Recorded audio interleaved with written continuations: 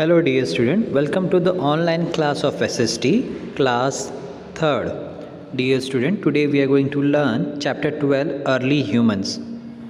Dear student, open page number 75 of your SST textbook. Thousands and thousands of years ago, when early humans first appeared on earth, they did not know how to read and write. So, there is no written history of that time. This period is known as prehistory. The period of time that comes after the invention of writing is called history. तो बच्चों, हजारों साल पहले जब इंसान पृथ्वी पर आया तब उसे न लिखने न पढ़ने आता था। ऐसे समय को हम कहीं भी लिखित में नहीं रख पाए हैं, जिसकी वजह से इसे हम प्री हिस्ट्री कहते हैं, यानी ऐसे समय को हम प्री हिस्ट्री कहते हैं। जब लिखने का आविष्कार हुआ तो ऐसे वक्त को हम हिस्ट्री कहते हैं, यानी जिसका लिखित आपको प्रूफ मिलता है, ऐसे पीरियड्स को हम हिस्ट्री कहते हैं।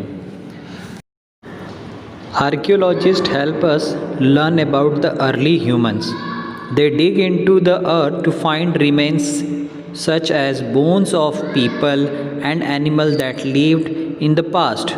They also look at objects such as tools, pottery and coins. प्यारे बच्चों, आर्कियोलॉजिस्ट वो व्यक्ति है जो हमें अर्ली ह्यूमंस के बारे में बताता है। ये क्या करते हैं? ये ज़मीन को खोद कर अवशेष निकालते हैं, इंसान की हड्डियों के या जानवरों के, या फिर उनको कोई पुरानी ज़माने का हथियार या पॉटरी या फिर कॉइन मिलता है, जिससे हमें भूतकाल में उनके बारे में जानकारी देते हैं कि भूतकाल में ऐसा कुछ हुआ था। I hope you have understood what is archaeologist. Now next topic, birth of early humans. In prehistoric times, the earth was very different from what it is today. The climate was too cold. बच्चों, prehistoric समय में पृथ्वी जो अब के समय से काफ़ी अलग थी। उस वक्त पृथ्वी का जो वातावरण था वो काफ़ी ठंडा था। Humans were also very different from what they are today. Have you ever seen a chimpanzee? You will be surprised to know that chimpanzees are our cousins. पहले के समय इंसान भी आज के इंसान से काफ़ी अलग था। क्या आपने कभी सोचा है कि चिंपैंजी हमारे कुछ रिश्तेदार हैं? आपको आश्चर्य होगा कि चिंपैंजी हमारे रिश्तेदार हैं।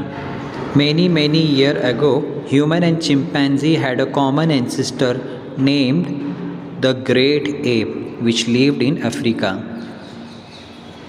कई साल पहले इंसान और चिंपैंजियों के एक ही एंसेस्टर थे, पूर्वज, जिसे ग्रेट एप कहते थे। ये अफ्रीका में पाए जाते थे। So, chimpanzee and human have a common ancestor, and name is the Great Ape. Dear student, I hope you all have understood page number 75. Dear student, the next topic will be explained in the next video. Dear student, if you have any doubt, you can contact me. Thank you for watching the video. Have a wonderful day.